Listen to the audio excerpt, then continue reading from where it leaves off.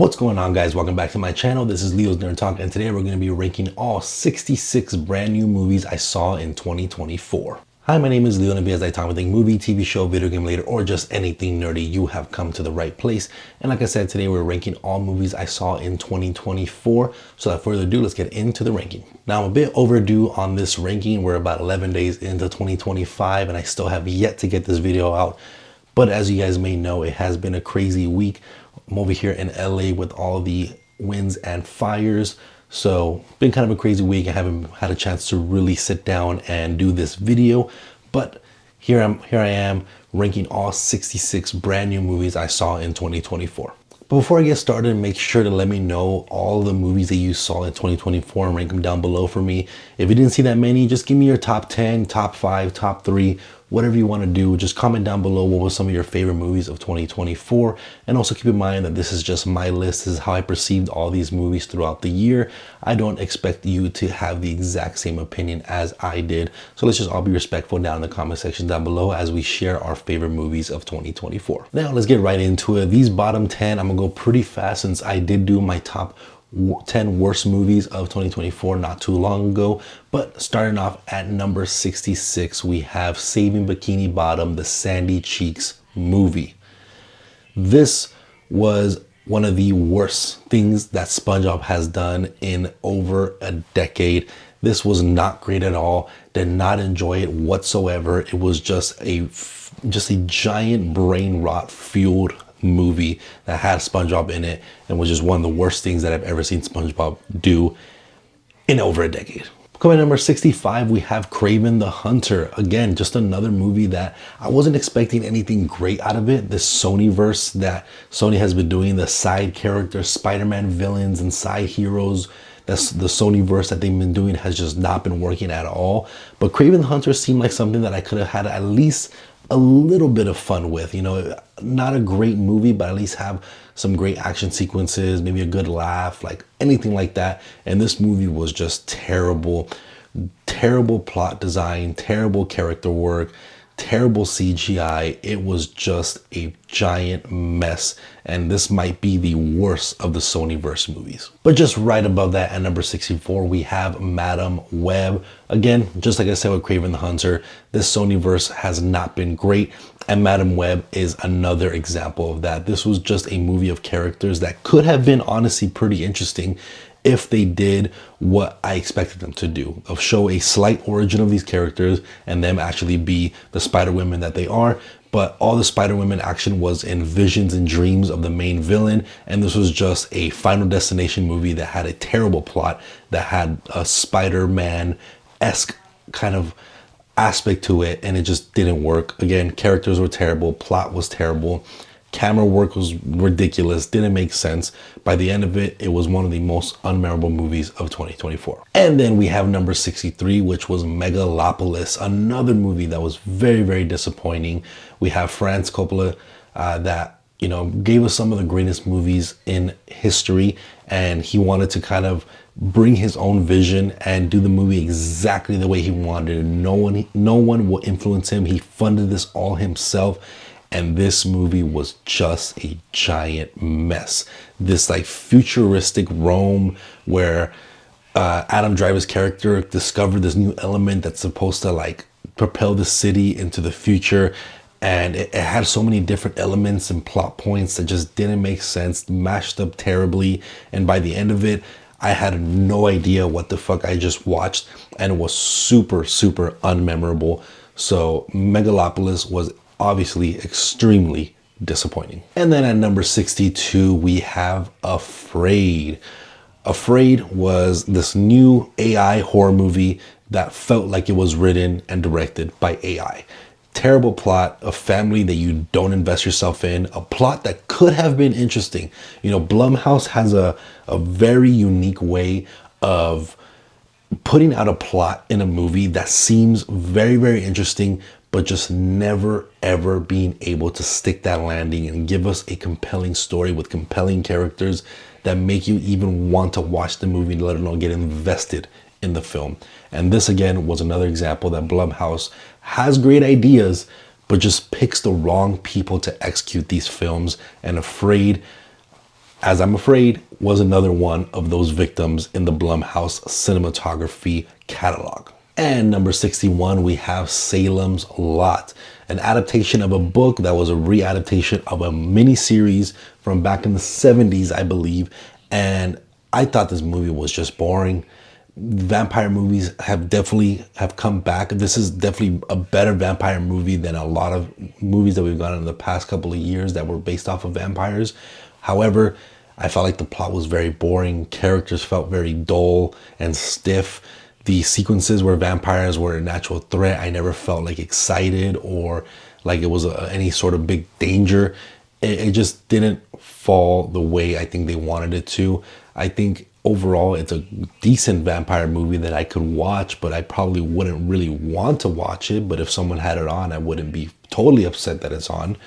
But it just wasn't a great film. I thought I never seen the original miniseries and I never read the book, but it just felt like just like the most boring parts of that story was put on screen, in my opinion. That's kind of what it felt like for me as I'm watching it. I just did not have a great time with Salem's Lot. And then coming in at number 60, we have Sting, the first of the 2 Spider movies that we got this year. And I never got a chance to watch Infested, which I really wish I did because I'm sure I would have loved that Spider movie more. But Sting essentially is an alien spider that is dropped in from an asteroid from space, and it slowly starts to kill people in this apartment complex and gets bigger and bigger and bigger, becomes more of a threat. And I like those type of movies. You know, Eight-Legged Freaks is one of my favorite spider movies out there that's supposed to be very silly, and this could have taken that approach, but I felt like this movie took itself a little too seriously for how goofy the movie is and how goofy the characters are. I didn't really care about the characters too much. I wasn't really invested in anybody. And the spider to me wasn't creepy. It didn't give me the fear of arachnophobia like other spider movies have. So I felt like this just fell short in a lot of different remarks when it comes to spider horror movies.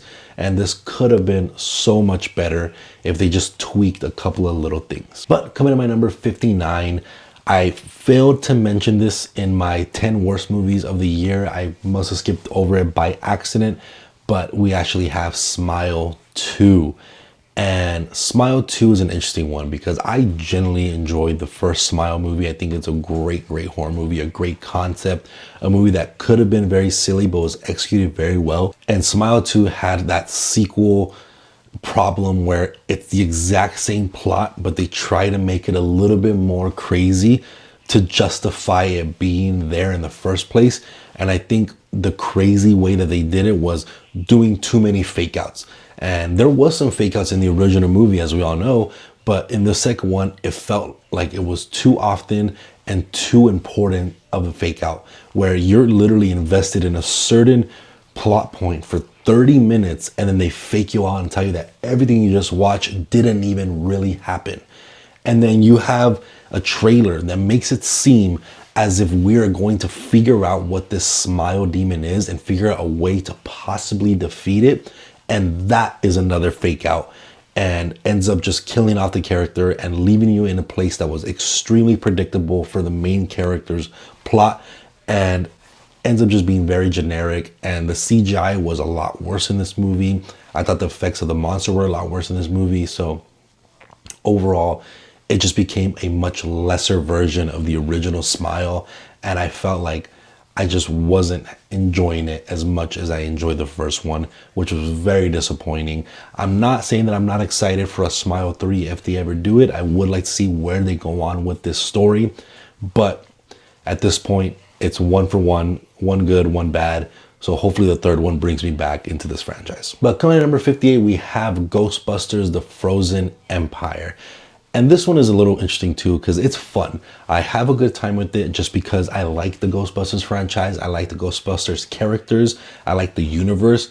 But this just felt like an overloaded plot point with way too many uses of bringing back old characters for nostalgia bait. So by the end of it, you are overcrowded and too many things are going on where you don't know where to put your focus on. And by the end of it, it is probably the most unmemorable Ghostbusters movie that we've had. And I wouldn't mind rewatching this one. Maybe I'll like it better the second watch, but you can definitely tell from the trailers that there was a bunch of reshoots, because there's a lot of things in the trailers that never came in the actual movie itself. So who knows what the original thing looked like, and if this one was as disappointing as this one is, I'm sure the original version would have been a little bit worse. But again, it's fun, it's serviceable. However, when it comes to the Ghostbusters love and all the fans of Ghostbusters, this is definitely not it. I thought that the previous one, Afterlife, is probably the best one in my opinion.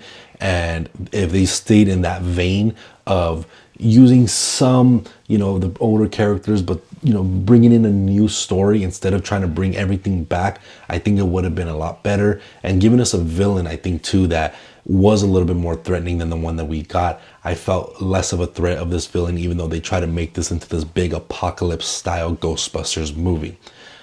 So overall, it was decent, but definitely not the best. And at number 57, we have Venom 3: The Last Dance. I've enjoyed the first two Venom movies. The second one, not so much. And this third one, I think, might be the worst of the three. And I had some fun with it because, again, like I've said previously, I enjoy the relationship between Venom and Eddie Brock. I think that's a very fun dynamic for a Venom movie. But overall, I think this movie had the same issue that a lot of movies have that are below this, where they overstuff the plot. They try to make this buddy cop type of movie in with a road trip type of movie, in with this huge kind of intergalactical, all these Venoms and symbiotes and Null coming in and stuff like that. They try to do so much in one. And I think the whole Null thing is probably what made me upset the most, is that in the trailer, they really stuck with that Null was coming, one of Venom's greatest villains. And he doesn't even pop up actually in front of Venom. He's light years away, wherever the hell he is. He's not really a big point in the plot. So they try to make this into this big final epic that ended up being a very mediocre movie. And it felt like if Venom was a TV series, it was season 2, episode 3 of Venom. But coming in at number 56, we have Trap, another M. Night Shyamalan movie that has a great premise, but a terrible execution. I think the first half of the movie was fun to a certain extent until you start seeing that you have the main character that is literally just doing the same thing over and over again. He's at the seat with his daughter at this concert. Hey, I'll be right back. He goes does some things to try to escape, comes back. Hey, you know what? I'm gonna be right back. Goes to this thing to escape. And then once we get into the second half, I think that is a lot much more fun of a movie, where he's trying to escape fully and he's not just stuck within this concert hall. But overall, like I've said it multiple times, and a lot of people sure have said it as well, is that this movie was just one big giant advertisement for M. Night Shyamalan's daughter singing career. And I get it. If you have the means to propel your daughter's career as a singer, of course you're going to do it. I would do it. But it takes away from the plot. It takes away from the story, from a premise that could have been one of M. Night's best movies, but it just wasn't executed properly. And coming at number 55, we have Damsel. This is the movie with Millie Bobby Brown, where she is being kind of having an arranged marriage, and this arranged marriage is used to throw her into a cave where there's a dragon, and it's like a sacrifice so the dragon doesn't come and destroy this other royal's family city. And Millie Bobby Brown has to defend herself and kind of be the hero and be the warrior to defend against the dragon and survive this crazy situation. And overall, that premise sounds honestly pretty fun. I'm a big Dungeons and Dragons fan, so something like that is definitely right on my alley, where it feels very Dungeons and Dragons-esque. But I do think this movie was very lackluster. It didn't have too much meat on the bone. It was a very simple plot. And again, characters that I didn't really care too much about. The entire time, I wasn't fearing for Millie Bobby Brown's character as she was facing this dragon. I was watching it just to watch it. I never felt any sort of emotional connection. So it's a cool, fun premise, especially if you like that more mythical, medieval, dragon age kind of era type of movies or shows. But overall, there's much better movies that do this type of style, and this one is just very low on the totem pole, which it's fun, but I would never really watch this again. And coming in number at 54, we have The Watchers, M. Night Shyamalan's daughter's debut movie. And this was very much M. Night Shyamalan. He was a producer on this movie, and I can definitely tell he was much more than a producer. He could have been just a co-director, co-writer, everything. And his daughter was the one that was mainly used as the advertisement. But overall, this movie was, again, another premise that could have been extremely interesting, but has so many holes in its plot that you end up questioning what is going on the entire time in the movie, and it takes you out of even caring about what's going on screen. Like things like, how did this structure even get here in the first place if every 12 hours you have to be inside whilst these things are going to kill you? Who made this concrete structure in the middle of this forest with these demon fairies? Secondly, there's a bunker underneath that was only covered by a carpet, and you're telling me that these 5 people or 4 people, whatever it was, never decided to throw this room apart, throw the carpet over, and see if there's anything underneath. They just stayed there and accepted their fate that these watchers had to come every night and watch them. It's just a very dumb plot that could have been cool. It could have been very unique of what these watchers were, but I think they executed in a way that just left too many questions and left you more like, that's weird. How does that work? And not so much like, that's interesting, and I wish it was more in that vein where it could have been interesting, but it just left you leaving the theater like, that was poorly written, that was poorly executed, and it could have been so much better. And coming at number 53, we have The Bike Riders. And this movie was very disappointing for me because I was very excited for it because I love shows like Sons of Anarchy, The Mayans, and this was like those 2 shows, but in a movie form. And it wasn't really that.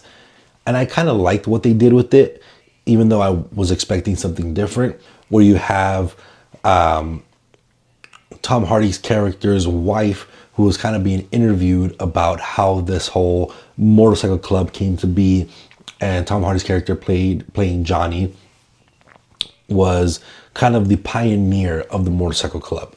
And I thought that was a very fun plot. It's a very informative, interesting type of movie because this is kind of based off of real life stuff that actually happened with some sort of obviously movie things to make it a little bit more interesting.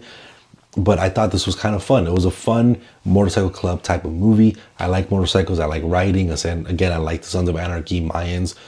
But I just felt like it felt a little lackluster. I wish I got a little bit more.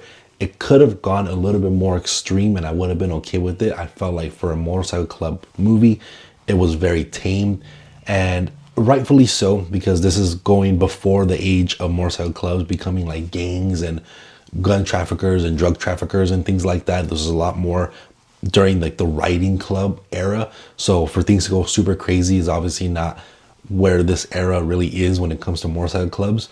But I do wish it just went a little bit further with this plot where I cared more about the characters. There was more interesting, crazy things going on.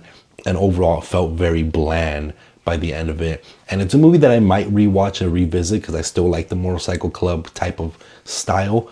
But overall, it's not something that I'm going to go out of my way to really watch. And coming at number 52, we have Spaceman, the Adam Sandler movie where he's space traveling to this purple mist in the sky by himself, and he seemingly starts having visions, maybe not.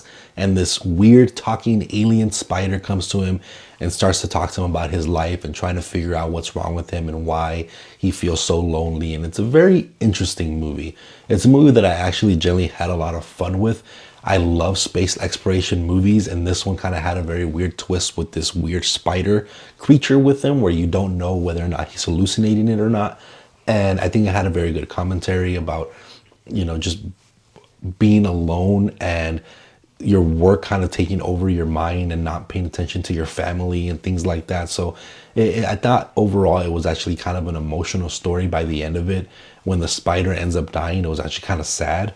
But again, it was a movie that for most people, and even for me, could have been boring at times. It wasn't, Adam Sandler, I don't know if he was directed to act like this, but he was very bland and plain the way he acted and talked and things like that. And that could have been for his character and what his character needed. But overall, it did feel like more of a slow movie, nothing too crazy or extreme. This isn't no Interstellar by any means of the movie itself, but it was fun. I thought I had a pretty good time with it. But another movie that I probably won't really rewatch, to be honest. It's just one of those films that I watched it, I enjoyed what it was trying to do, but it didn't awe me like I wanted it. And coming at number 51, we have Kung Fu Panda 4. And I'm gonna be completely honest with you, I don't really remember what this movie's about. I remember liking it, but this is probably why it's so low on the list, because I don't really remember what it's about. I think it was about like the dragon warrior is coming back and he's trying to take over even though he's like dead or something like that. I probably sound dumb. I probably should have researched it before I ranked it, but it wasn't memorable, I guess, enough. This doesn't have the charm, in my opinion, as the first couple of Kung Fu Pandas do. And that's probably why it's so low, is that it's a Kung Fu Panda movie that wasn't really memorable. And I felt like, again, similarly to Venom, if Kung Fu Panda was a show, this felt like season 2, episode 3. And that's where a lot of movies have been really feeling like, especially this lower half, where the plot itself doesn't feel like it's heavy enough to be a movie. It feels more like a show that is a very small, minute plot. And Kung Fu Panda 4, not to get too deep into it, it's a cartoon movie, but it just wasn't memorable. I like Kung Fu Panda. The first one is a great animated movie, but this one, again, just felt like a very minor plot that didn't really merit its existence. And coming in at number 50, we have Monkey Man. And this one was kind of disappointing because I was very, very excited for this movie. Jordan Peele was a producer on it. It felt like a John Wick type of style film. It was a very unique revenge film. And I had fun with it. It was cool. It was a different take of a revenge film. But again, when you put it in the light of things like John Wick, it fails in comparison, and that's unfair on the movie maybe, but it is what it is. I don't enjoy it as much as I do a John Wick movie. And I thought the plot was interesting, but midway through the movie, you take a huge shortcut to talk about different societal issues when it comes to like the Indian community and stuff. And, that's awesome to put that representation out there as well, but it definitely felt a little offbeat, and it slowed down the movie heavy, where I didn't have that rush anymore by the second or by the third act. The third act, when you're finally getting the satisfaction of the revenge, I felt like the movie slowed down way too much, that it wasn't exciting anymore. And that's probably the biggest thing that's holding this movie back, is that even though it's a fun concept and a good revenge story, I would say, I think that it wasn't exciting. It didn't latch me on. It didn't hook me like I really wanted it to, because it seemed like it was going to be amazing from the trailers. The trailers definitely captured me, and what I envisioned in my mind was not what I really got. And that definitely taints the way I view the movie. And like I said, it might be unfair to compare it to things like John Wick and things like that, but overall, I very much wish it was more exciting and had a slightly better plot. But coming in number 49, we have Joker Folie à Deux. This was my most anticipated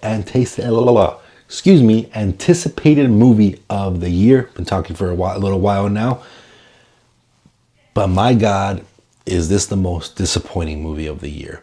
I absolutely love the original Joker. Even though the way this movie ended and it kind of tainted the original one a little bit, I think the original Joker movie is still one of my favorite movies of all time. It's a very great commentary type of film with amazing cinematography, amazing acting. And this second one just felt like it took a left turn, and it had a way to go where this musical aspect would have been tolerable, because Joker as a character, if you look at comic books and animated, the animated show and things like that, him singing and dancing and being whimsical and all kind of crazy and stuff like that is not uncommon for the character. I mean, anybody that knows a Joker character knows that him being singing and dancing and diabolical is not uncommon for the Joker character. So the music aspect doesn't bother me.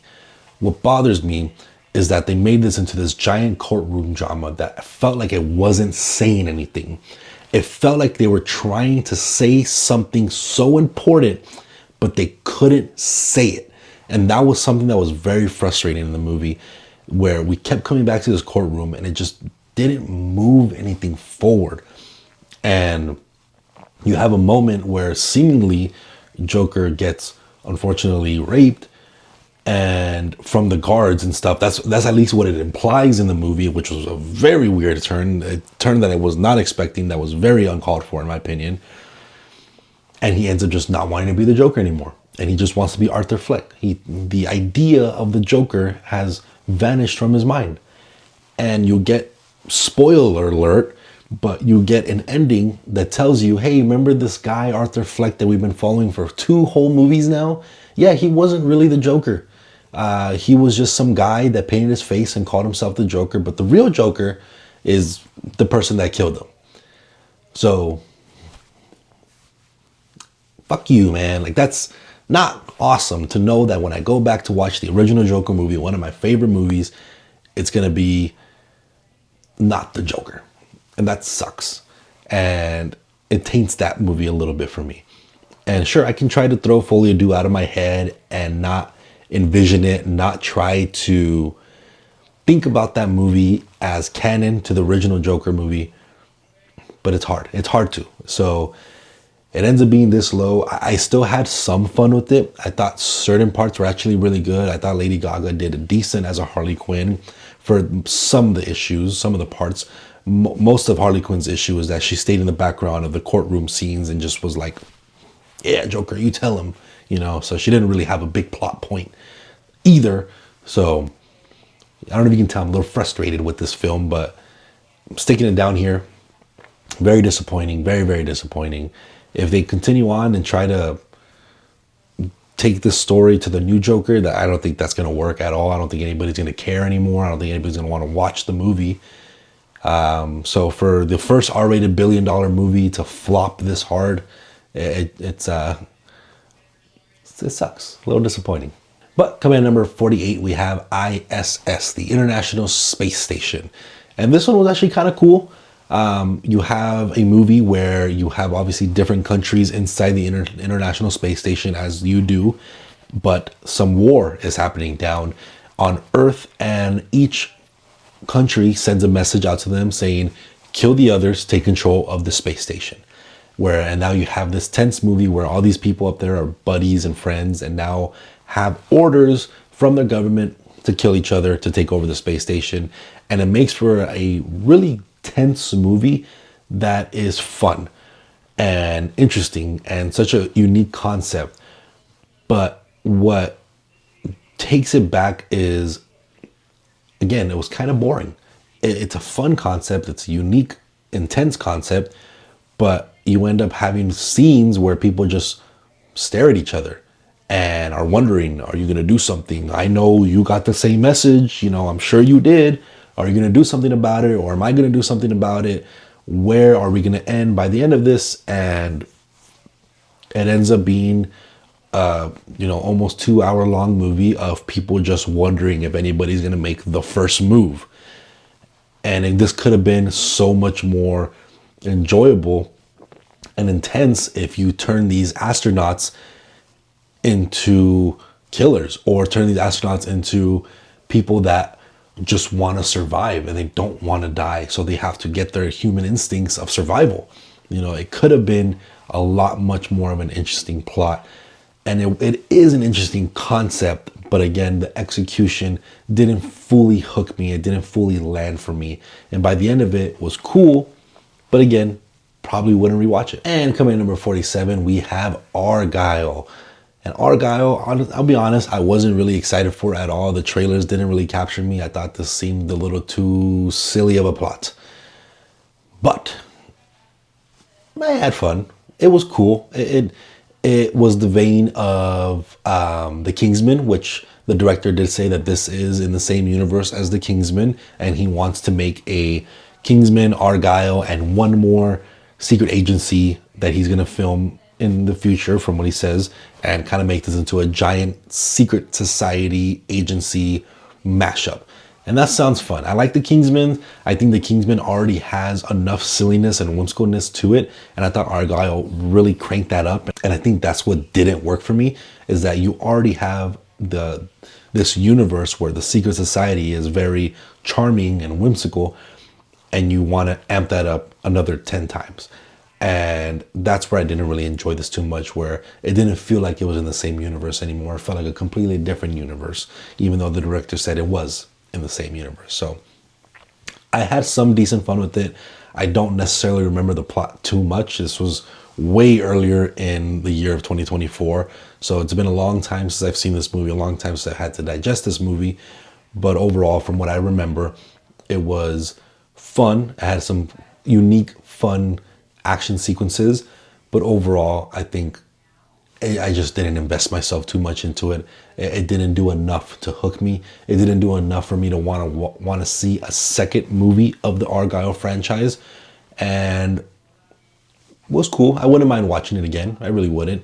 If I would do like a Kingsman little binge, I wouldn't mind throwing this one in there, knowing that it's in the same universe. It would kind of make sense a little bit. So it's a fun movie. I wouldn't steer people away from it, but didn't do much for me. And coming at number 46, we have Mean Girls. And I think from pretty much this point on, I would consider everything good to great, because Mean Girls was probably one of the biggest surprises of the year, where you have the original Mean Girls that is just an absolute classic, especially if you're from like my generation. Like, that movie is instantly quotable, such a classic comedy film. And where they throw this one and made it a musical and remaking the exact same plot, but still bringing in similar characters from the previous movie, you don't know where that's gonna lie. Is this gonna be absolutely awful? Is this gonna be okay? Is this gonna be better than the first one? And I think in certain aspects it could be considered better than the first one. But overall, the first one, of course, is a classic, and I would not dethrone it. But this was actually very surprising, where I enjoyed a lot of the musical numbers. I enjoyed the characters. I enjoyed the plot. I invested myself in a lot of these girls and their, rumors and things like that that go on, obviously, in high school. And I've seen this movie probably 4 times in the last year, because my fiance very much enjoys it. So it was very surprising. I liked it. I wasn't expecting to like it, but it was actually very, very good. And coming at number 45, we have Ricky Stenicki. And I thought this was actually a pretty funny, genius comedy movie, where you have these friends that throughout the entire childhood, throughout the entire adulthood, they've made excuses because their imaginary friend, Ricky Stenicki, needed them for something, or they needed them to go do a charity with, or whatever the case may be. They made up this person called Ricky Stenicki to get out of doing things for other people. And where their family is starting to get a little too suspicious and they want to finally meet him, they hire an actor in John Cena playing Ricky Stenicki to be their imaginary friend and try to fool everybody that this person is actually real. And it's a very fun, unique comedy that I actually very much enjoyed. It gave me a lot of great laughs, and I just really enjoyed the chemistry between all these characters, the jokes. I thought this was one of the more risky comedies that we've got in the past couple of years. And I just had a good time with it. This plot isn't necessarily something to write home about, but it's one of those movies you can throw on with a couple of friends, have a good laugh, have a couple of drinks, and you'll definitely enjoy it. I'll say this is probably one of the better comedies we've got in the past year or two. So I would recommend Ricky Stenicki for people that are looking for a comedy to watch. And overall, even though it's kind of lower in the list, I would absolutely watch this movie again. I would throw this on every once in a while, because it is a very fun movie. I've thought about it a couple times passing by through Amazon Prime. I'm like not knowing what to watch. This one seems like a good one to rewatch. I haven't done it yet, but I wouldn't mind rewatching Ricky Stenicki, because it is a pretty funny movie. But coming in number 44, we have Cuckoo. And Cuckoo is a weird one. I definitely think this movie needs a rewatch for me because I'll be honest, I didn't necessarily fully understand what exactly was going on. I researched the movie after the fact, as I do when I don't understand a film, and I researched what the director was trying to do, what the symbolism is, what the whole thing about this movie is trying to say.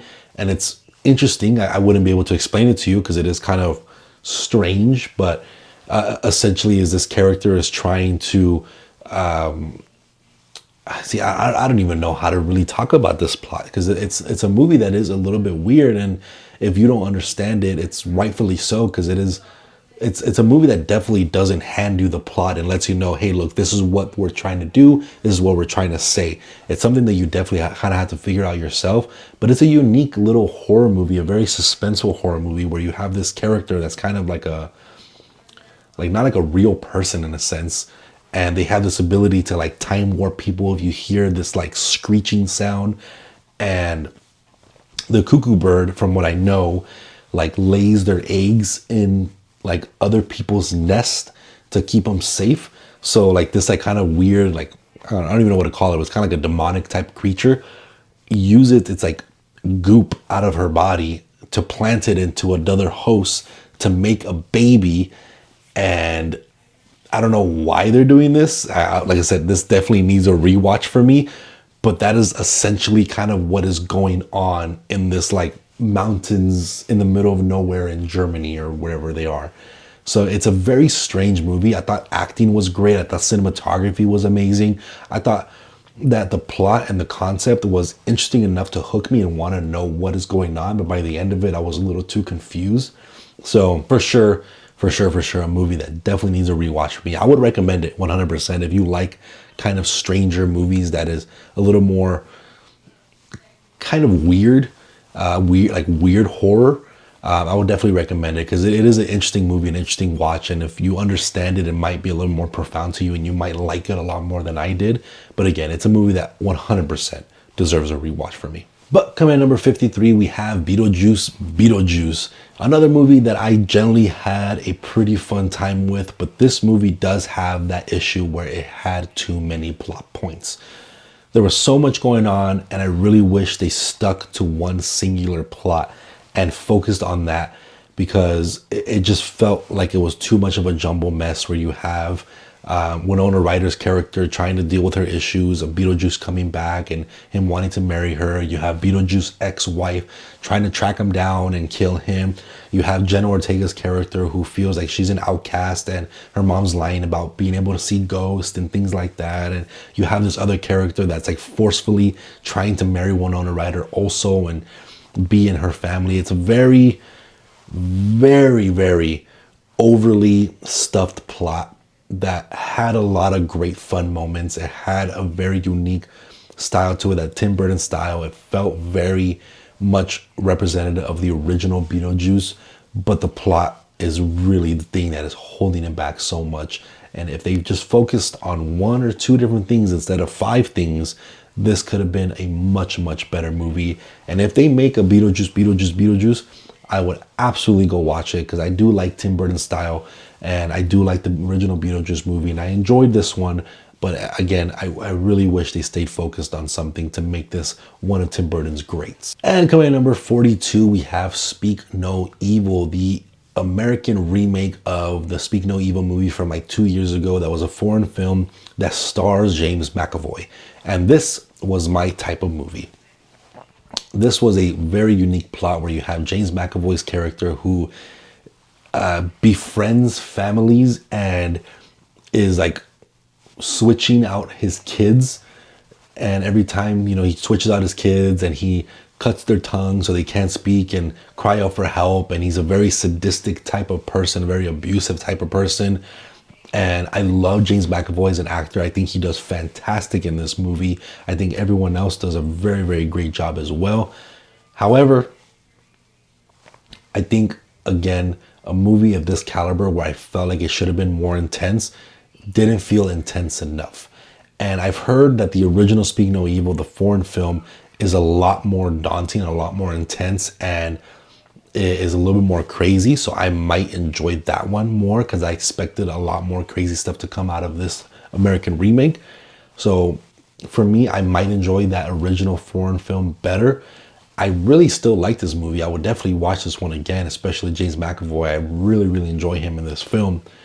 But I do think, again, by the end of it, it felt a little lackluster, and I was wanting more from this plot. I wanted a little bit more kind of being on the edge, that the way the trailer kind of made me feel.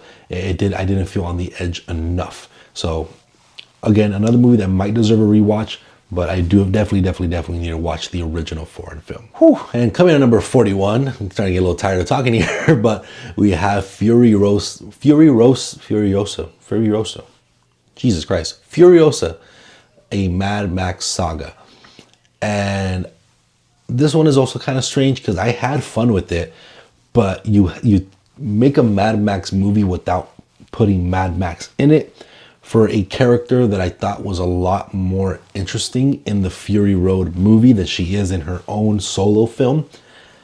And that's where I think this really doesn't do it for me, where you have a character that is extremely badass in Mad Max Fury Road, and you make an origin story for her that isn't as badass, and puts her out to be less of a badass. I didn't invest myself in the Furiosa character in her own movie as much as I did in Fury Road. And I didn't really invest in the villain. I didn't invest in the full story itself. It just felt, again, like another overly stuffed plot where I didn't know who to put my focus on, because Furiosa wasn't really interesting me in this entire movie.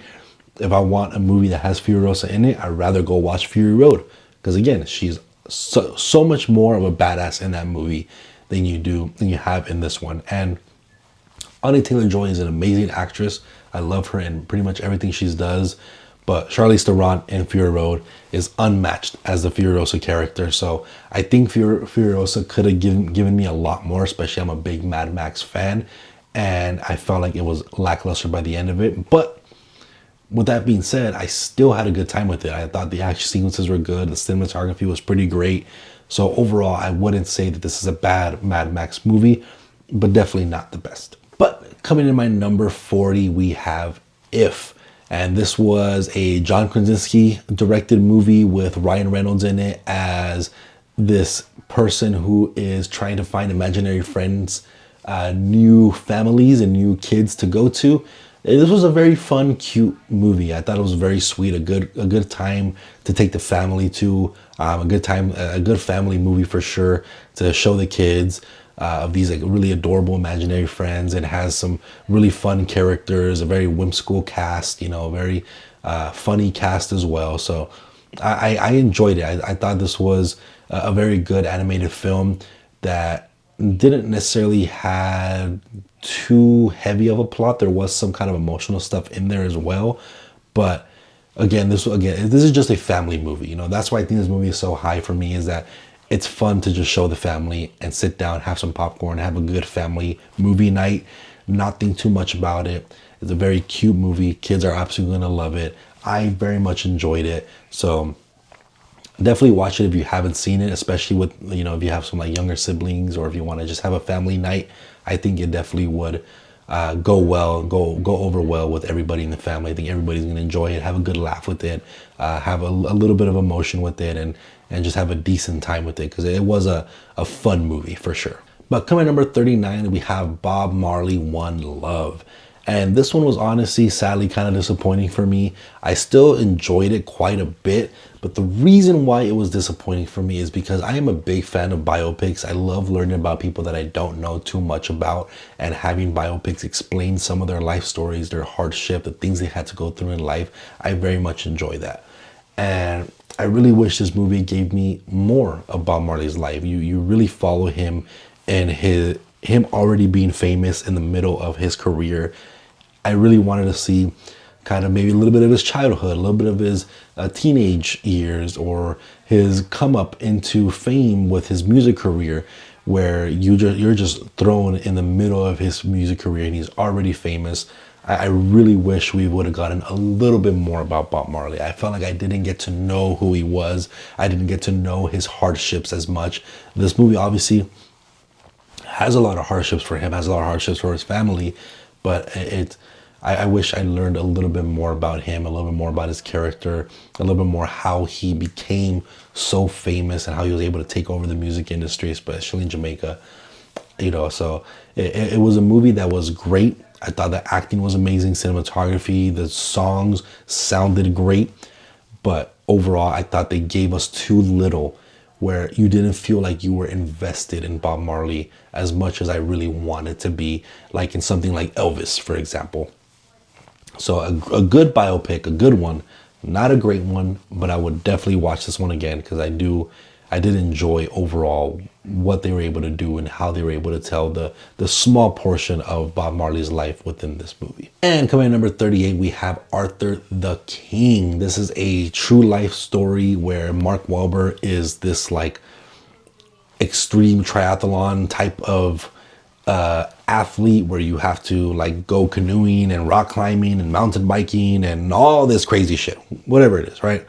But the main story, the main reason why this story is so like emotional and impactful is you have this dog that they call Arthur that is just in the middle of this woods, and this dog helps Mark Wahlberg and his team trek the wilderness and helps them get to the finish line. Not necessarily win it, but if they would have won it if it wasn't for a specific thing that happens. But this dog kind of shows Mark Wahlberg, who's a very cocky person in this film, how to be a little more sympathetic, how to care for his teammates instead of just caring for himself and caring for the win only. This dog shows him how to be an emotional person and how to give support rather than being selfish for yourself. And I thought that was a very emotional, fun movie. I enjoyed all the intense sequences of them like rock climbing and having to climb over caverns and all this type of stuff. And again, on top of that, the dog and like the buddy dog relationship between Mark Wahlberg and Arthur, I thought was just very fun, very emotional, very cute dog story. If dog movies get you emotional, I definitely think this is going to be one that will definitely tug at the heartstrings, because it did for me. I thought this was very emotional, very gut-wrenching, and it definitely got me in the feels for sure. So I very much enjoyed Arthur the King. I thought this was a great dog movie. Nothing that's going to change your life or impact you so much with the story and everything like that, but it is something that I think people that enjoy this type of movie will very much enjoy this one. So if you haven't seen Arthur the King, I would definitely recommend it. And coming at number 37, we have It Ends With Us.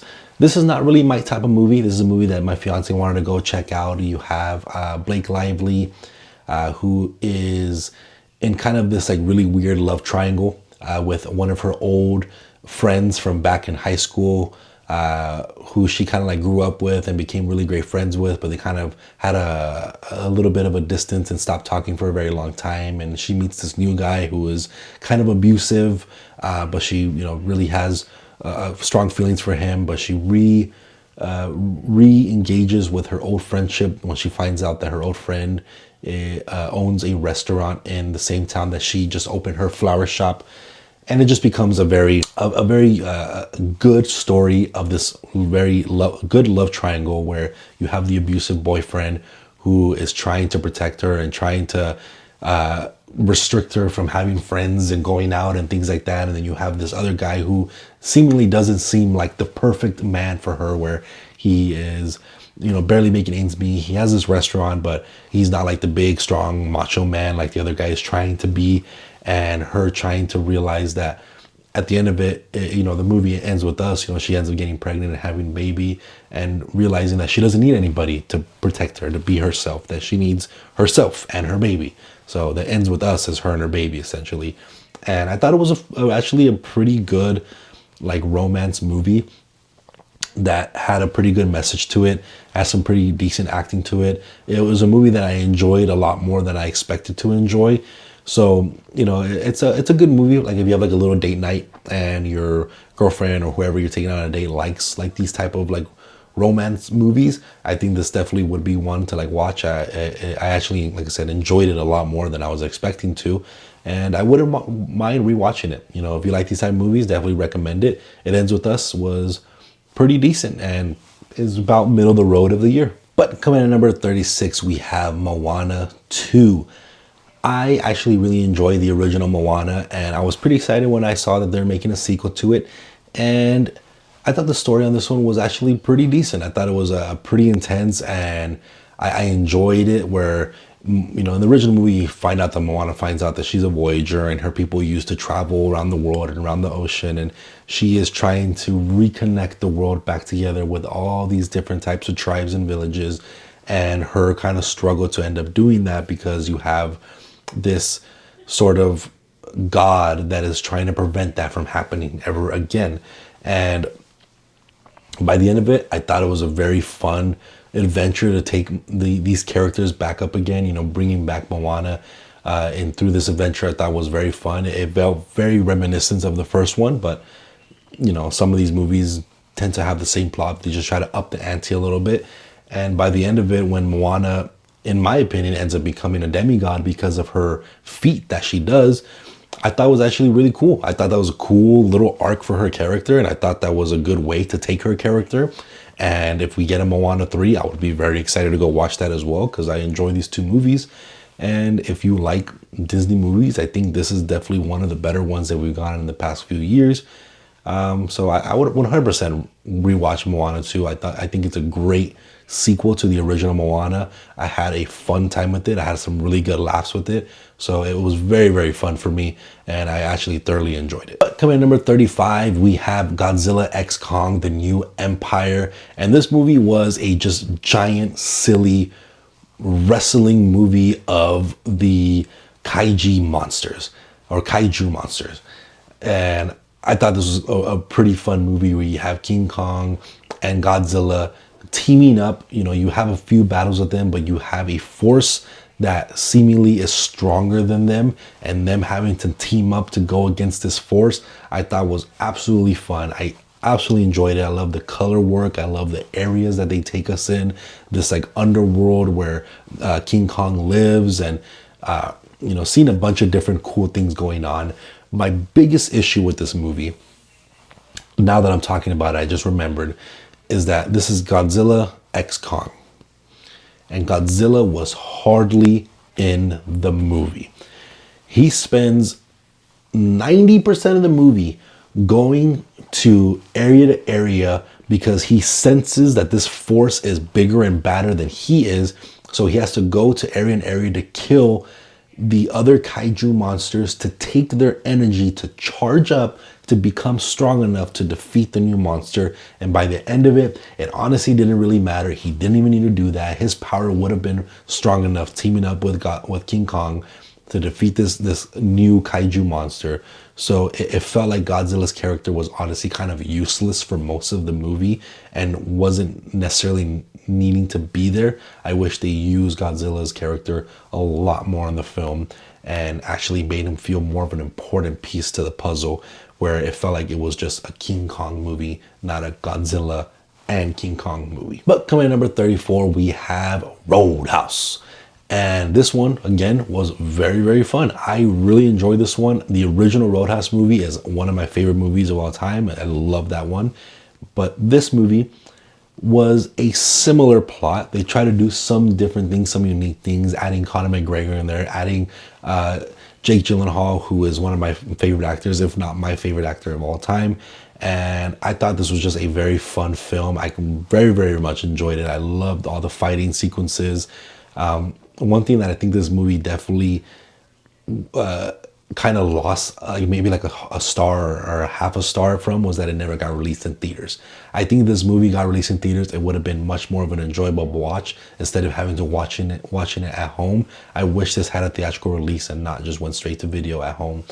I think it would have done a lot better as well. I think a lot more people would have gone to go watch it. But overall, the movie itself is exactly the same movie as what Roadhouse is, and it's just a modernized version of it. And I enjoyed it. Like I said, they do some things a little different, but overall, the original Roadhouse is a proven classic.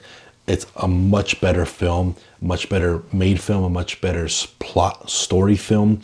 It actually has better characters where it doesn't feel as cringy. You know, Conor McGregor's character, although I had a lot of fun with him in this movie, was literally just playing Conor McGregor. He wasn't a separate character. He wasn't necessarily acting. They just got this MMA fighter and told him, hey, be yourself, but your name is Knox, not Conor McGregor. And that's essentially what happened. And there's some enjoyment to that. This is a very fun, silly movie that has very fun, sick action fight sequences in it that makes it for a very enjoyable watch. So if you haven't seen it yet and you love the original Roadhouse, I don't think you would be disappointed with this one. Just don't expect it to be better than the original. And coming at number 33, we have Beekeeper, another Jason Statham action movie that I absolutely had a blast with. This movie is basically, Jason Statham is part of this society called the Beekeepers, or I think they're either called the Beekeepers or the Beehive is the like agency that he's part of. And the Beekeepers are like the actual secret agencies that are just very well trained assassins and secret agents, where he finds out that his this person that he knows, this like older lady, got scammed for like millions of dollars, and there's these like scamming offices all around his area. And even though he's a retired beekeeper, he takes matters into his own hands and he goes for a big revenge plot. And that was just instantly a way to get me hooked. I love Jason Statham as an action star. This definitely felt like a Transporter, John Wick type of film. It was very, very fun, very, very enjoyable. Jason Statham does what he does best when it comes to these action movies. And overall, I enjoyed the plot. I just had a very great fun time with it. And he's having another movie coming out not too long from now that seems very similar to this. I'm very excited to see what he does there. But if they made like a Beekeeper 2 and brought Jason Statham back, I would not mind at all, because this was honestly a very fun, silly action movie to start off the year last year. For me, it was very, very much enjoyable. And coming at number 32, we have Bad Boys Ride or Die. And again, just like the previous Bad Boys movie with Bad Boys for Life, this was very, very surprisingly good. Where Bad Boys for Life is probably the best Bad Boys movie we've gotten out of the two, even though the first original two are like the proven classics. This movie was, I thought, super hilarious, had a great story, some great action sequences. This was honestly just a blast to watch. So much fun. I had a great time in the theaters. Like I said, very, very funny, very good action. You know, seeing Martin Lawrence and Will Smith coming back together again to be Bad Boys was extremely fun, super hilarious, hysterical. I enjoyed their chemistry as always on screen. So for another Bad Boys movie that seemingly felt like it shouldn't succeed, it did just so well. It was just so enjoyable. I had so much fun with it, where at this point, the Bad Boys franchise is probably at this point one of the most successful franchises ever, because it just hasn't had a bad movie in the franchise. You have, you know, some people that don't like 2 or some people that don't like the original, but in my opinion, I think all of them are just great buddy cop movies, and this one was not disappointing for how good it was. I very, very much enjoyed this one. And coming at number 31, we have Strange Darling. And looking at this, I might consider this to be a little bit higher than where I have it on the list right now, but I'm gonna leave it here because that's where I put it. But Strange Darling is a fun movie. It's a serial killer movie that's told out of sequence, and it makes it for a very fun way to tell this story. Because if you followed this story the way it was told in sequence, where everything happened in order, it would be too predictable. But because the way they tell it, where they go ahead of time and they go back in time, and they just do this little unique switch up and try to kind of distract you and make these twists and turns with who's who, who the serial killer is, what these characters are doing, why are they here, it makes it for a much more enjoyable watch and a very unique watch the way they do this story. And even beyond that, I really enjoyed the plot. I enjoyed the story of this serial killer and her trying to escape and things like that. This was just a very fun kind of true crime style serial killer film that was much more methodical and engineered in a way that was much more of a cinema experience. And You know, like looking at it again, I probably would rank it a little bit higher, but this was definitely just such a fun movie, such a great serial killer film. One of the better like horror movies of the year, if you want to consider that, because it's not necessarily horror, but it's like horror adjacent. So if you like horror, or if you like that true crime serial killer style type of film, this is definitely one of the better ones that we've gotten in the past few years. So I would highly, highly recommend Strange Darling. Super stylized, great cinematography, great acting, just an amazing, amazing movie that I absolutely loved of 2024. Little wardrobe change. This is day 2 of me filming. Yesterday, talking a lot, my throat started getting dry up. I felt like I was starting to kind of lose my voice as I was talking a lot, so I wanted to take a little break. So here I am back day 2, filming the rest of this ranking of all the movies I saw in 2024. And I believe where we left off was number 30, and for me is going to be Lisa Frankenstein. I very much enjoyed this movie. This is definitely one of those movies that's going to be one of those cult classic kind of horror movies. This definitely is in the vein of things like Heathers and stuff like that, where it's a girl who's kind of like an outcast and she's kind of very gothic, and she kind of falls in love with this statue that she sees at a cemetery. And through some sort of means, the person who was buried in the cemetery is reanimated, hence the Frankenstein name, and they kind of go through a whole little murdering spree to try to bring back this dead corpse more and more back to life. And it's a very fun, good comedic kind of movie that has a nice little horror element to it. I loved all the characters. It was a very goofy, silly movie that has a lot of great quotable stuff to go through. One of those movies, like I said, is going to be kind of a cult classic amongst a lot of people that like this style of movie. And for me, I very much enjoyed this one as well. I watched it twice last year because it was just that much fun. And it's one of those good movies you can throw on, turn your brain off and have a good time with it. Because it's, although it does have some social commentary behind the whole movie itself, it is kind of one of those movies that you can just kind of have some fun with, have a good laugh, and have a slight little horror element to it as well. So Lisa Frankenstein, I very much enjoyed it. But coming in at number 29, we have Boy Kills World. And I felt like this is a movie that very, very much fell underneath the radar. Not that many people saw this. Stars Bill Skarsgård, and he's basically a person who is trying to take revenge on this government that is taking over this kind of city. And Bill Skarsgård's character doesn't speak, so all the dialogue, or at least most of the dialogue, is within his kind of brain. He's kind of like talking to himself, and someone kind of takes him away, trains him to be this like brutally, like kind of more cartoonish version of John Wick type of killer. And he goes, tries to take revenge on this kind of family that's taken over this kind of city.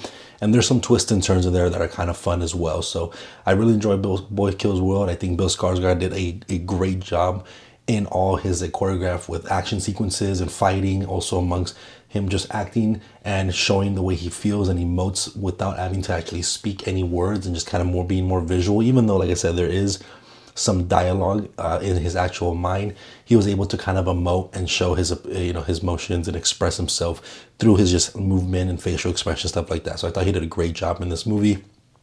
And overall, I do think this was a fun, action-packed film that I would very much like to rewatch, because it was very, very enjoyable, kind of being kind of more of a comic booky version of John Wick. And coming in at number 28, we have The Fall Guy, a movie that I was pretty much walking into thinking that I'm going to enjoy it, and I did. I thought this was a very fun, like good comedy. You know, nothing that's too risky. This is kind of like the new age kind of comedy where it's very minuscule, but it still brought like some good charm to it. I very much enjoyed it. I like Ryan Gosling and Emily Blunt's characters. I think they had a pretty decent dynamic. Not the best, but it did its job when it came to the dynamic between them two, and kind of having this movie that is trying to represent kind of stunt guys, because as we all know, when it comes to the movie industry, the stunt guys are typically the ones that are kind of thrown to the back burner when it comes to being recognized within the movie, because they're the ones that aren't the ones being shown in the camera and being the ones being praised, because you have these actors and stuff that are A-list actors, but you have their stunt guys that are there to do all the dangerous stuff for them so they don't get hurt, so they can finish up the rest of the movie. And there's not that much recognition for that part of the industry. So this is kind of like a love letter to all the stunt guys out there in the industry, and I thought that was a very good movie to kind of do that, and being kind of a follow-up as well to a show called The Fall Guy that I did not even know was a show from back in the 70s or whenever it was. It was very much an old show, And I thought they did a good job of representing all the stunt guys in the industry, and overall just being a very charming, charismatic movie that has some really good fun sequences, some good laughs. So very, very much enjoyable. And coming at number 27, we have Red One. This was another big surprise when it came to a film that's ending off the year, where it was a Christmas movie that I didn't really have too much faith in. It looked pretty goofy. The concept of it looked pretty interesting, of, you know, Santa Claus being kidnapped, and you have a kind of buddy cop type of movie with Dwayne Johnson and why can't I think of his name? Whatever his name is. I can't think of his name right now for some reason. I'm drawing a huge blank, but kind of a little buddy cop movie of those two trying to find Santa Claus and trying to rescue him. And the trailers didn't fully capture me. I thought the movie looked fun and I was going to watch it regardless because it looked interesting to be like a little Christmas movie there. But I left the movie honestly really, really enjoying it. And I thought it was such a great little Christmas season film that I would 100% throw in like a yearly rotation for me. Because overall, I thought the movie was actually generally pretty sweet. It was pretty funny in certain moments. It was very just charming overall. And I thought just the way they kind of build this world out in this kind of mythical world where Santa Claus and all these other mythical creatures exist, I thought it was actually a really good film. I thought it was, for something that is meant to be just like a holiday family film that you don't invest yourself too much into, had a lot of heart to it, had a lot of good emotions to it, had a lot of good charm to it. So overall, I thought it was a great Christmas movie that I 100% throw in my rotation for every year. And coming at number 26, we have The Ministry of Ungentlemanly Warfare. I, again, had a great time with this film. I thought it was super enjoyable, very much action packed. One of those movies. This is for sure a turn your brain off type of film. It has a somewhat complex plot. At least they're trying to make it kind of complex with having all these different moving parts that they're trying to infiltrate the enemy base and having multiple steps and multiple teams going all over to, you know, establish their one goal of trying to take down this enemy base. And I thought everybody on it was super fun. Supposedly this is like a true story of an unclassified kind of group. You know, this is kind of like the Walmart version of Inglourious Bastards. Essentially, that's the best way to describe it, because it definitely feels like that. It definitely feels Inglourious Bastard-esque. I do think this kind of stands out on its own and kind of feels like its own thing, but you can 100% see that comparison, see why people would compare the two between it and try to make it seem like a lesser movie. But this is obviously not trying to compete against a Quentin Tarantino film. So this is much more of an enjoyable movie, a fun little war film with a lot of good action sequences, a lot of explosions and funny moments, and, you know, charismatic characters and charming people and stuff like that. So it's meant to be more of a fun film, turn your brain off, enjoy some gunfights and explosions and a plot that's pretty fun to follow. And that's kind of what this movie was for me, where it's one of those movies that is just an action movie that I very much enjoyed, and I don't dive too much more deep into it. But coming in at number 25, we have A Quiet Place Day One. And this one is very fun too, because we take our focus off of the family that we have in The Quiet Place 1 and Part 2 and focus on some newer characters and focus more so on the initial start of this apocalypse, where these death angels are arriving on Earth and seeing the massacre of this big city and how it reacts to an apocalypse style thing like this, where all these aliens are here. And you see how these characters quickly start to realize how to try to escape from these creatures, how they're going to get away, how are they going to stay alive. And then on top of all that, you have a character that seemingly might not be the best, like the most lovable character, or the character you would invest yourself the most in, because she's very much kind of like not really socializing with other people. She kind of has like an attitude with people, but you kind of understand rightfully so why. You know, obviously she's like a cancer patient, and so her life is kind of slowly coming to an end. And during this apocalypse, it's very sweet that you see her trying to find the smallest little things to remind her of the past, to remind her of the things that she used to love, like going to a pizza place that her and her dad used to love going together. So it ends up being a very sweet movie, and you end up really enjoying her character by the end of it. You are very sad to see her go, you know, and I wonder where they're going to take this story, if they're going to make a sequel to this Day One, because it kind of sets up a little bit of a sequel with you're seeing characters that we've seen in other Quiet Place movies towards the end. But overall, even as just a Quiet Place movie, with taking all those aspects out of it, I thought it did a very good job of being very tense, very great action-packed sequences, chase sequences and stuff like that. So it was very much a great Quiet Place movie. Personally, I still don't think it surpasses the two films, but I think is a damn good addition to this franchise. But coming at number 24, we have Wicked. And I, again, very much enjoy this movie. I like the original Wizard of Oz film. I haven't seen that movie in a very long time, but I've always liked that movie as a kid. When I was a little bit younger, every time it popped on, I enjoyed myself. And I was very curious to see what Wicked was going to be about, or kind of like a little origin story. And I find myself very much enjoying it, enjoying all the musical numbers, enjoying the characters, investing myself very quickly in these two characters and their kind of friendship, and how the Wicked Witch came to be and all this type of stuff. So I think it was a very, very much compelling story. A story that took me by surprise, that I didn't think I was going to enjoy to the level that I did. And I thought visually this movie was honestly beautiful. Directing was amazing. You know, cinematography looked so great. All the effects that they used looked very, very good. So it was a movie that I think is probably one of my most surprising movies of the year. And I am very excited to see what part two is going to entail. You know, I've never seen the Broadway play, so I don't know where this story is necessarily heading, but it is something that it has very much piqued my interest, and I'm excited to see where the sequel to Wicked is going to head. So very, very surprising movie, enjoyable. I would definitely recommend it. Even if this is not your type of film that you like or enjoy, I would definitely still give it a shot, because it is pretty good. But coming at number 23, we have Heretic, the religious horror movie.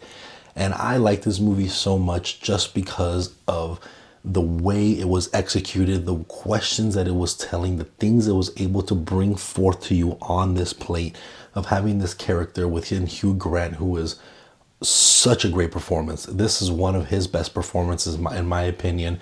Just the way he talks, the way he moves and acts, and feels creepy but very charismatic at the same time. Seems like a very sweet old man, but very sadistic also. And I love how he's able to do those little switch ups. And even with the two girls that we get here in the movie as well, I just love their dynamic between each other, where you have the one that's a little bit more kind of on the defense, and the other one that's very open and trying to talk and stuff like that. So it was a great dynamic between these three characters in this kind of single location, essentially. And I just love the questions he was able to bring, trying to not necessarily bring religion down. I don't think this movie, in my opinion, offends, you know, people that have faith within religion, but it does bring up questions that I think a lot of people have. And while I think it attacks religion and starts to try to deconstruct where religion came from and where people have their faith, like I said, it doesn't feel like it's bringing it down, because you have the other characters on the other side that bring up very, very good points to defend their religion as well. So it's a very much of a battle of two forces. And I thought it just was very, very much beautifully written. It was so smartly written. It was directed amazingly. I love these characters and how they were directed, the dynamic they had. Where it fell a little short for me, where it could have been way, way higher on this list, to be honest. This could have been a top 10 movie. But for me, where it fell a little short is once we get into kind of like the middle of the second into the third act, where they get brought down to this basement and they're in this kind of like chamber. I really wish beyond that we went one more layer down. You know, obviously there's more things you see underneath, but I feel like once we get to that point, the whole plot that Hugh Grant's character is trying to go for starts to get a little unraveled, and he starts to fumble on himself. So I really wish we went one more layer where he still kind of felt like he was in control, and then you had one big bang out at the end where you see these two girl characters kind of overcome him and outsmart him. And I wish we had a little bit, just get one more layer to go. And so if we did have that, I felt like this movie would have surpassed a much higher limit and went definitely into my top 10. But overall, if you like smart horror movies, you like smart religious movies, 100% give this one a watch. And coming at number 22, a completely switch from what I just talked about, Sonic 3. And this is one of those movies, again, that you can just turn your brain off, have a great time with. And Sonic is one of those franchises that could have been, as we all know, could have been a huge failure, a absolute disaster. We all remember the original early images of what Sonic was going to look like. It became one of the biggest memes. We memed this franchise into greatness, which is awesome. I love that we had this ugly Sonic that everybody hated. They tried to make him look too realistic, too like human like, that it destroyed the look of him. And when they revamped the look to make him look like real Sonic, the movie itself in the original one was just so charming, so funny, such a great family film. The second one upped the ante. And when we get to this third one here, for about half of the movie, I still felt like the second one was better. But once we get to that kind of third act moments, this for sure surpassed it. And I thought this is the best of the franchise. And I'm very, very excited to see where they take things forward into the fourth one, because they tease new characters coming in. So this franchise can go on forever. And as long as they continue giving us the caliber of entertainment that these three films have done, this is going to be such a great franchise moving forward. And I absolutely love it. So if you've never seen the Sonic franchise because you had some hesitation because of the little kind of bad nature of the original Sonic images, you're going to be pleasantly surprised, because these movies are super, super fun. They have great action sequences. The effects are amazing. They're actually directed very, very nicely. Characters that you absolutely love. So by the end of it, I very much enjoyed Sonic 3, and I think you would too if you checked it out. But coming in at number 21, we have Twisters, the sequel to the Twister film. And this one was such a blast. I had such a great time with this movie.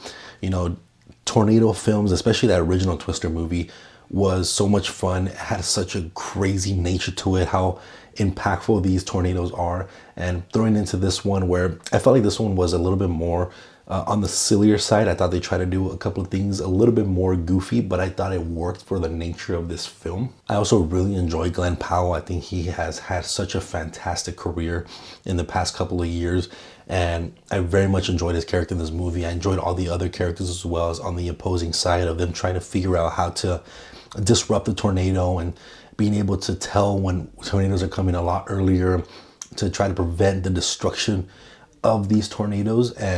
And by the end of it, this movie was just so much fun. I loved the soundtrack that they used. It was just so like America, you know, and it was just such a great fun time watching this in Dolby. It just was really beautiful, directed very nicely. Cinematography looked amazing. The tornado effects looked extremely, extremely good. And overall, I just had a blast with it. Personally, I don't think this one is necessarily better than the first movie, but I do think this one's a lot more entertaining than the first one. You know, if you want to have a movie that doesn't feel so like serious when it comes to like tornadoes, I think Twisters is a better film to watch.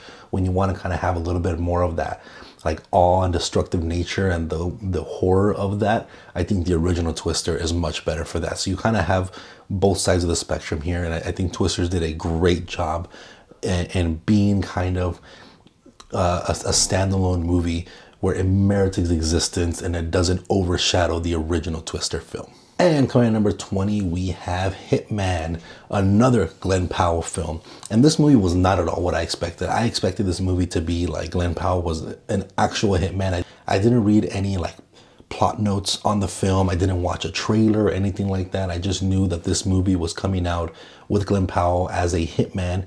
And essentially what this movie is Glen Powell isn't necessarily a hitman, but he is hired by the police department to catch people that want to use a hitman and arrest them because they're trying to attempt murder. So you have Glen Powell's character starting to figure out how to talk to people and starting to, you know, research the clients that are trying to hire him ahead of time and changing his look, changing his attitude to best fit what that person thinks a hitman would look like to them. And he just end up catching a bunch of people, and he gets to a point where he gets into this whole little relationship that is very bad for him, and it's conflicting with the police department, and it just becomes a very fun kind of criminal movie, with Glenn Powell being just such a charming character, of how he's like super nerdy in his actual life, but how he's able to kind of turn on his charm because he acts like this hitman. So it is a very, very fun movie. Very charming movie. I think Glenn Powell does amazing. I think everyone else does a decent job in the supporting roles around Glenn Powell. And for a movie that I was not expecting this type of style, I very much had a fun time with it. So it's again a great little kind of family comedy movie that is just super enjoyable. You would have some good laughs. You're gonna enjoy Glenn Powell's performance, and I wouldn't mind seeing like another movie to this of them trying to escape beyond this stuff. But besides that, this is just such an enjoyable film. But coming up at number 19, we have Inside Out 2, and this is again just another great film, a great sequel to the original Inside Out, where we have Riley's character who's a little bit more grown up, and she is starting to get some new emotions, starting to feel a little bit different. And you have an emotion with an anxiety that is trying to protect her and overly protect her so much that she starts making mistakes and starts losing friends and trying to fit in with the cool kids, but that doesn't necessarily help her in life. It doesn't help her when her trying to get into this hockey team and stuff. So it ends up being a very, very sweet movie where you have just such a young person trying to figure out life. And I think these movies are so great because Disney is able to visualize these emotions where you can show this to someone that's a little bit younger, still trying to figure out life, and it just translates so well. And I think that's what the Inside Out movies do so good, is that although this is a cartoon, the way they're able to make each emotion into a fun character that you can invest yourself in and translate those emotions to someone that's still trying to figure themselves out, it definitely helps with that. And I think this is a great movie to show young people that they're not alone. You know, there's a lot of people that feel this way, that feel left out, that feel like their life is just messing up in front of them, but they're too young to realize that it's okay. It's okay to slow down. And I thought that it's just translated so well. It's very emotional. It's a very fun movie. It brings out a lot of great good feelings while also bringing back some sad feelings. And I think this is a franchise that could go on a little bit longer, and we just see Riley continuously grow. I mean, you can even go with a different character and start seeing her within kind of a young adulthood and going into adulthood and see how the emotions react as, you know, she grows up in life. And I think this is one of those franchises that can definitely help just a lot of people just feel like they're not alone. But beyond that, beyond the way this movie is able to kind of translate that so well, I think this is just such a great follow-up to the original Inside Out. Disney kind of has had like a slight little resurgence with their films, where I think they're been a lot better made, and Inside Out 2 is a great example of that. So I absolutely recommend this one. If you love the first Inside Out, you're absolutely gonna love this one. And coming at number 18, we have Immaculate, Sydney Sweeney's movie that is kind of like a baby horror film that I thought was very, very well made, where you have Sydney Sweeney's character who is going to this convent where she's trying to be a new nun within this church and stuff like that. And she's starting to kind of realize that there are some like kind of sinister stuff kind of going on. And this movie for the first half kind of didn't capture me yet, because it felt like it was trying to go that demonic approach where there's like demons in this church and they're manipulating things and stuff like that. And I don't necessarily always like kind of these like nun horror movies to just be such a one-note film and be just kind of a demonic type thing. But you start realizing that this is not any sort of demonic stuff. This is in the hands of kind of like the church leader, and he's trying to manipulate life and trying to find how to make life in his own. He's basically trying to play God and using Sydney Sweeney's character as kind of like a vessel to test out what he's trying to do. And I thought it was just very smartly written. I thought Sydney Sweeney did an amazing job within this movie. Very, very convincing in her role. And I thought all the like third act moments where it just became super intense, super fast paced, extremely brutal, I thought it was just such a great time. And then you have an ending that leaves a mark. If you haven't seen the movie, definitely check it out, because this ending is something that you're just going to be like, you're going to be watching it and you're going to feel yourself with just your jaw on the ground and be like, wow, they took it that far, and it's something that you don't see many films go to that length. And I thought this one did it in such an amazing way where it's so impactful, but it doesn't offend you. And I thought it just did it so smartly. And I think by the end of it, this is one of the better like non-horror movies that we've gotten. It doesn't follow that same road that most of these movies do. So I very much enjoyed Immaculate, and I'm glad that Sydney Sweeney waited to be able to do this movie properly, because I think she did it justice. And coming at number 17, we have Fly Me to the Moon. I was very excited about this movie, kind of like an origin story of the landing on the moon, and how you have Channing Tatum's character, who's kind of like the director, and is the one that's supposed to help prepare everybody to do this mission to get to the moon and the landing of the moon. And you have Scarlett Johansson's character, who is this kind of like TV producer person that's supposed to try to sell the moon landing and get people excited for it, because NASA's kind of losing funding and is not making enough money to be able to continue this project. And you start having all these issues with the actual moon landing and them not being able to try to figure out where they can actually get their astronauts on the moon safely. And Scarlett Johansson is trying to fake the moon landing by getting actors and making a big studio, making it look like the moon, so that the day that it's supposed to come, where they actually do this mission, they can broadcast the fake landing and show that to the world, so that even if they do fail, the world still thinks that they did it. And I think that's just such a smart little plot, because a lot of people are skeptical that we never went to the moon, that we never landed on the moon. And who knows if this is true, if they actually try to do something like this, where they try to fake it so that they can show people that they did. But I personally believe that we actually landed on the moon. A lot of people have different opinions about it, of course, but I thought this was just so smartly written. And on top of that, I just thought it was just very charming, such a fun movie. I think Channing Tatum and Scarlett Johansson's dynamic between each other was just such a fun thing to watch on screen. I enjoy space exploration movies, and this one being a little bit more simple of a space exploration movie, I thought was still just very fun. And by the end of it, to me, I thought it was very memorable. One of my favorite movies of the year. Obviously it's no Interstellar, so it's not going to be on the top 10, but it's still pretty high up on the list of my films, because I just had a blast with this movie. I left the theater very much happy of what this movie was, because seeing the trailers, it captured me, but I was hoping that it wasn't going to be too cheesy, and it definitely wasn't at all. I very much had a fun time with it. So if you like this type of style of movie, where it's kind of like a rom-com type of film, but it has a little bit of a science, space exploration side to it, this is definitely going to be for you. And coming at number 16, we have Subservience, the somewhat Megan 2.0, but you have Megan Fox as a robot who is hired or bought by this character for his family, because they're trying to get like a new model to help around the house, and she starts to kind of develop her own emotions and ends up trying to kind of rip apart the family, because she starts getting obsessed with the father and stuff like that. So it ends up being a very fun movie, where this is a very kind of tense dynamic between the father and his wife that's in the hospital, because she needs a heart transplant surgery. And then you have Megan Fox, who's trying to seduce him and trying to make him feel like he doesn't need her, and she can take care of him and take care of his daughter and stuff like that. So it becomes a very fun kind of dynamic between these three characters.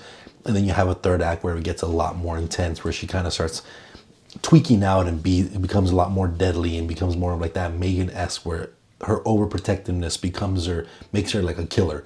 And I thought this was just a fun movie. Some cheesy moments and stuff like that, but overall I thought it was a great little like horror movie that is involved with more like futuristic stuff. It kind of again reminded me of a video game called Detroit Become Human.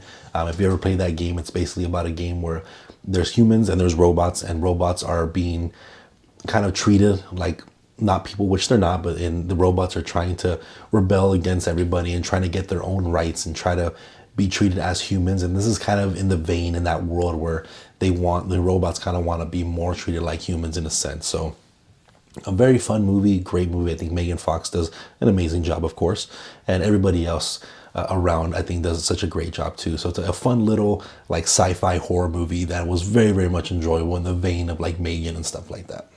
But coming at number 15, Nosferatu. Robert Eggers' Nosferatu, it has finally appeared for us, and this was such an enjoyable movie. I very much actually liked the original. I watched the original not too long ago, maybe about 3 months ago, 3 months ago or so. The one from like 1921, a movie that's over 100 years old. And that movie was actually so well made. I was surprised how much I enjoyed it. And when I saw Robert Eggers is doing a Nosferatu remake, I was very much excited because I enjoy most all of his films, you know, with The Witch and Lighthouse and The Northman. And this movie, first and foremost, is just a visual masterpiece. It absolutely looks so, so beautiful. But on top of that, I thought everything about this movie was so great. You know, I think everything above this, I can pretty much say is like almost perfect top tier films in my opinion. And I thought Nosferatu just did such a great job. Bill Skarsgård as Count Orlok was just absolutely amazing. I love the voice, I love the look of it, I love the look of this whole movie where it's very much a period piece. You definitely feel like you're in this, you know, late 1800s Germany. You have all these different characters that do such a great job and being kind of possessed by Count Orlok. And you have Lily Rose, I think is her name, who is kind of like the one that's being controlled by Count Orlok, and the way she's moving and acting. And it's just such a great film. There's so many great sequences, such a great horror film. It's like such a great vampire movie. Like I love that we're having these resurgence of vampire movies again. And I thought Robert Eggers did the Nosferatu story justice so, so well. This could have been, you know, like in top 10 as well. You know, most of these movies could be interchanged within the top 10, you know, depending on how I feel. I might like this movie more than another. So I'm very, very pleased with Robert Eggers was able to do with this story, and how he was able to expand some of the lore and kind of bring forth a lot more of the mystery that you don't really get in that original film, because, you know, obviously they're limited of what they're able to do. And I thought the effects looked amazing. Just the way that he used the shadows and stuff like that. Like it was just a very, very well made film. So if you haven't seen it, absolutely check it out. It's such a great film. And coming at number 14, we have Longlegs, a movie that was absolutely overhyped to hell. But when I finally watched it, although it didn't live up to the expectation of scariest movie of the year, scariest movie ever, it still was a very, very well made movie, a very, very creepy movie. Such a great atmosphere that they were able to build, where you were constantly in that state of waiting for a jump scare that never happened. So you end up in the entire movie just feeling so tense, and just the visuals of everything just puts you in that constant fear of suspense. And I thought they just did it so beautifully. I think Nicolas Cage as Longlegs was so creepy. Such a great performance by him, and just everybody around him. Everybody just did such a great job with this movie. It was such a smartly written film that had a very demonic-esque plot to it that I thought was done very well, where I'm not the biggest fan of demonic stuff because I feel like it's always so generic. But I just love the way they did this one, the way they were able to execute it, the way they were able to do like little twists here and there. That was just very, very much enjoyable. Definitely one of the better horror movies we've gotten in the past few years. So it's one of those films that was absolutely overhyped, super, super overhyped. But although it didn't live up to the expectations of the overhypeness of being the scariest film, it was damn good. It was such a almost perfect, near perfect film.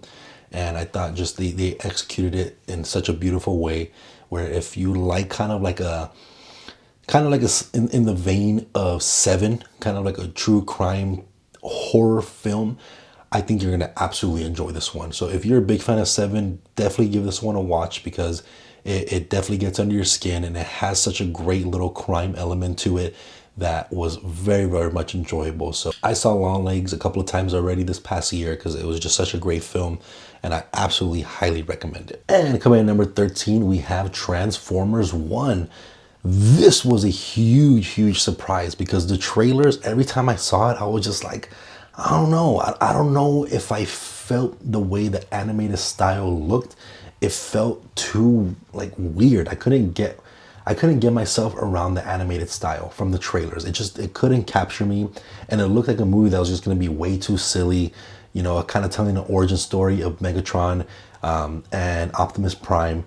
And I couldn't get around it for some reason. It wasn't capturing me. But me and my buddies, we went to go check it out, and I'll be damned that this is probably one of the best Transformer movies I have seen in the entire Transformer franchise. To me, I still hold the original Transformers with Shia LaBeouf as like my number one, because that's like my kid movie. Like a nostalgia probably is the reason why I still consider that my number one. But this is probably the second best Transformer movie that we've ever gotten.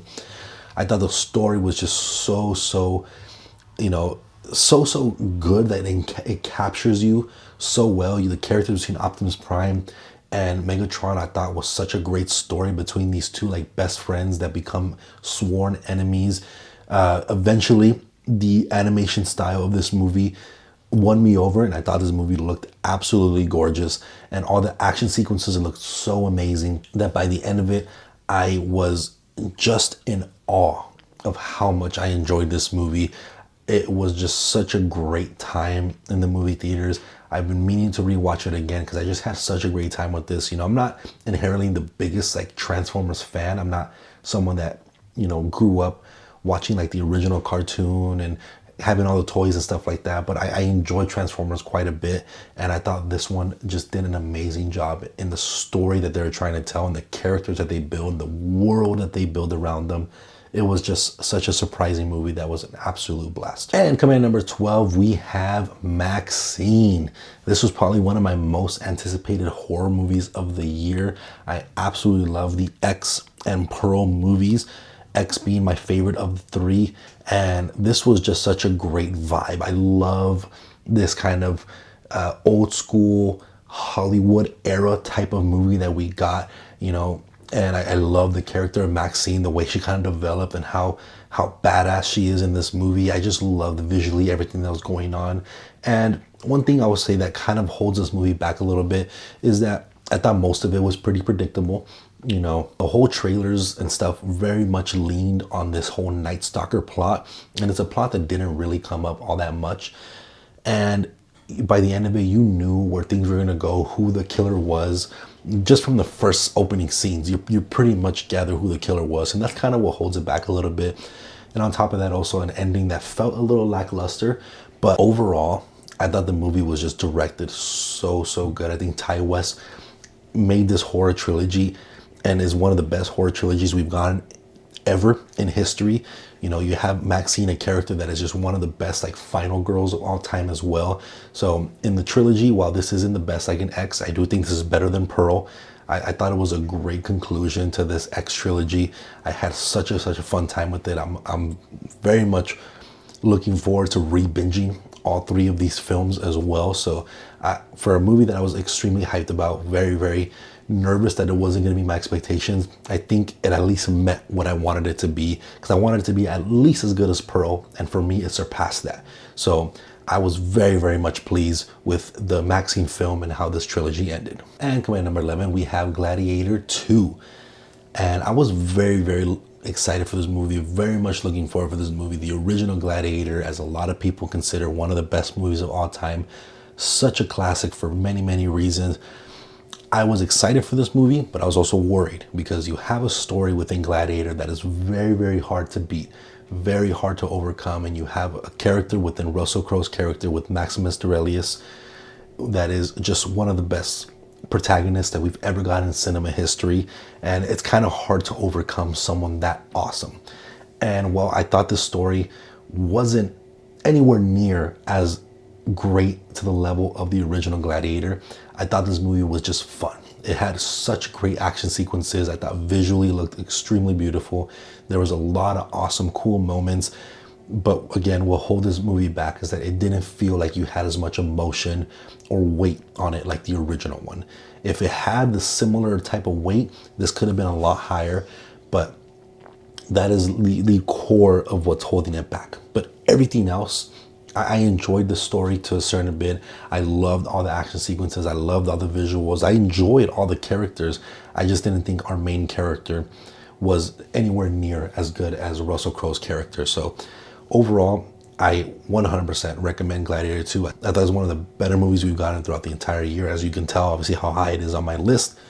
But if you're running into this movie expecting it to be as good as the original or better, just be forewarned, it is awesome, but it won't beat that kind of awesomeness that the original one was. And we have finally gotten to our top 10. I have already talked about all these films in a top 10 ranking of my 10 best movies of 2024. So if you want to see my more in-depth thoughts about these top 10 films, definitely go check out that video. I'm kind of going to do a little bit of a speed run through these movies. Coming at my number 10, we have Civil War, a movie about America breaking into factions and having a civil war with each other while also kind of showing love to wartime photographers.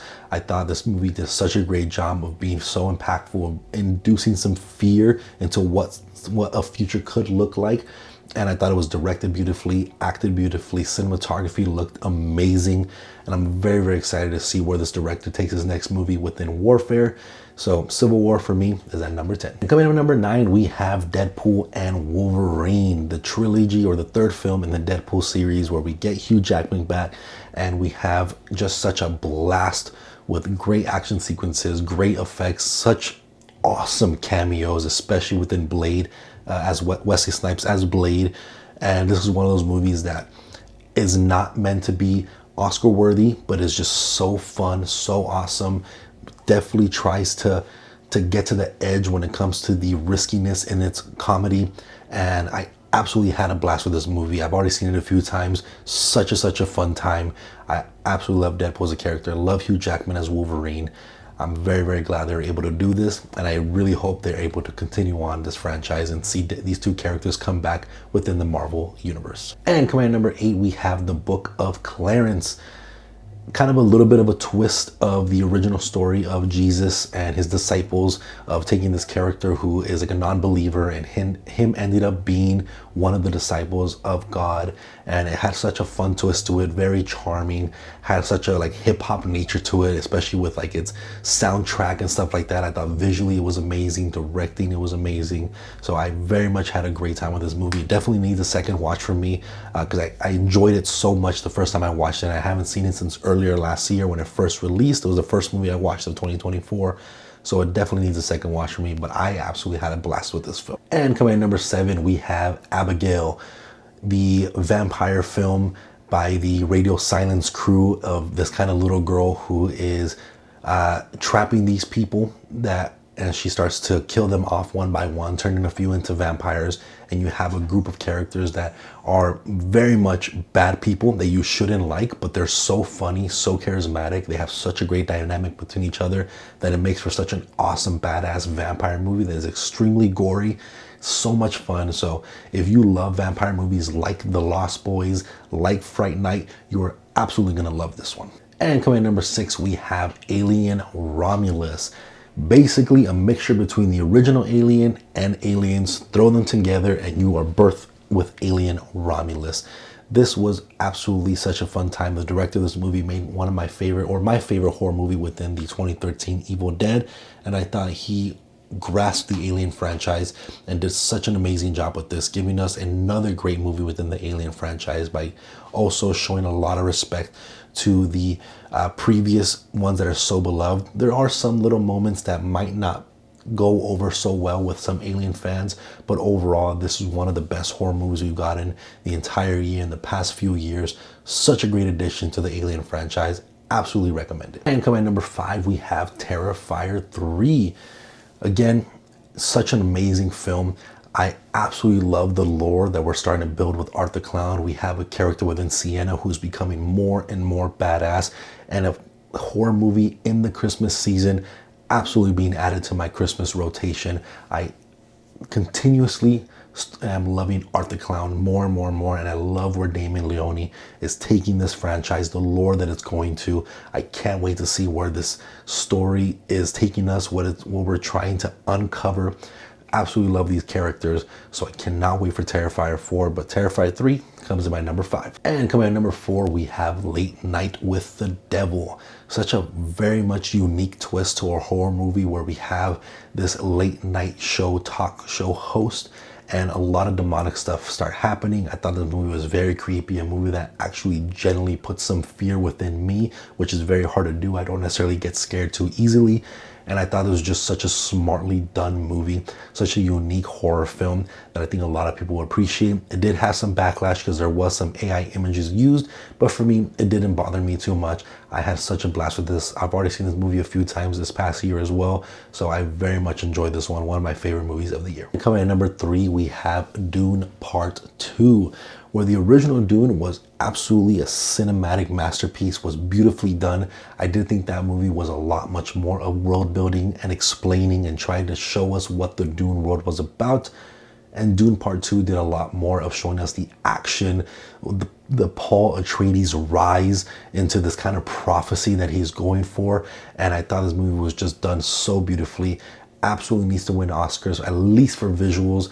I thought this movie was just done so well, and I'm very, very excited to see where the next Dune movie is going to take us, because this story is absolutely awesome. And coming at number 2, we have Kingdom of the Planet of the Apes. The previous Planet of the Apes trilogy is one of my favorite trilogies of all time within the Caesar little storyline, and taking us into this new storyline with Noah, I thought was such a great job. I thought the visuals looked so amazing. This did the previous trilogy so much justice, and trying to follow up the Caesar storyline, where it was like 200-300 years later after Caesar has passed away and the world has been completely taken over by apes.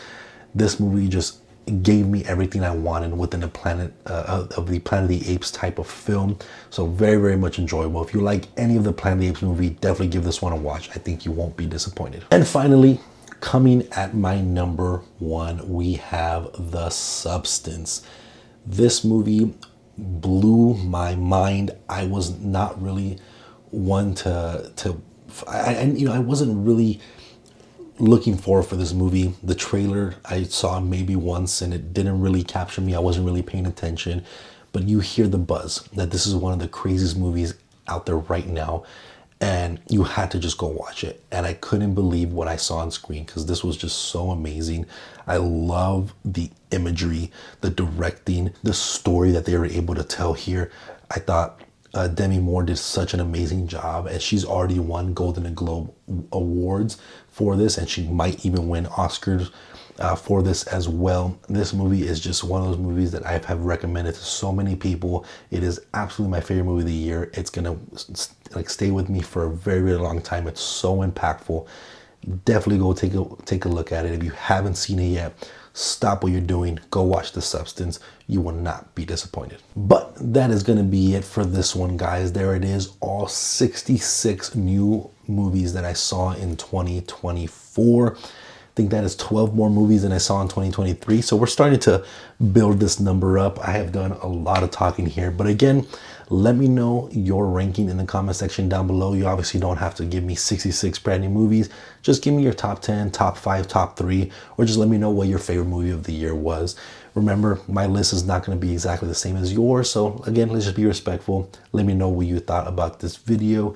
I'm glad that we have successfully gone through another year of cinema, and I'm very, very excited to see what 2025 has a hold for us. So again, let me know what you thought about this. Let me know your list. But again, if you guys like Tom Think movie, TV show, or video game related, make sure to hit that like and subscribe button. I'll see you guys on the next video, and happy 2025.